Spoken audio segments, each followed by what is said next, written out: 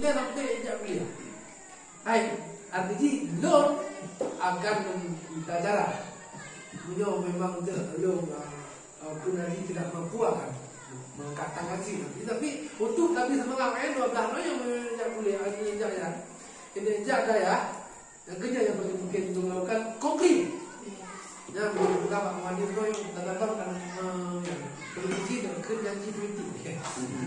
Ya, yang mungkin karena punya pakar.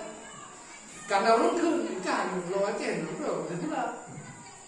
Ide awak penaron, mudah dong itu pula. Ide kamu perlu, kamu itu sekolah. Kamu sekolah awaknya lo. Kamu itu yang aku. Yo tu mulai ada sekolah SD yang kelima yang pertama yang menjaga ya. Yang kian. Nanti itu lagi masa kita nak kelihatan maknya itu.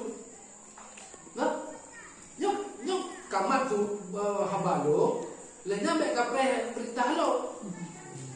Betul dia dah janji, akan kalau lewatnya politisi yang betul-betul cuma janji toknya 60 tua, betul tua, bukan elok dunia.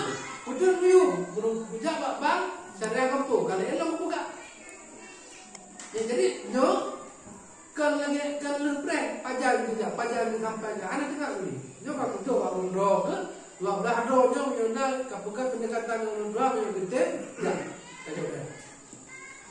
Hai hati mandu, dengan roh, hati mandu dengan roh, budaya hati. Yang tempe kan, sekolah roh, kat roh dah tempe. Tapi yang jelas 12 rohnya sampai naik juga. Bujak sekolah. Walaupun dia tetap yang berkebun, tapi hina cara semikir nak yang roh. Ini ada penting sekolah. Lihat di yang akan berubah nasibnya. Innallah la yughayyiru ma biqaumin hatta yughayyiru ma bi anfusihim. Ini bahasa Quran.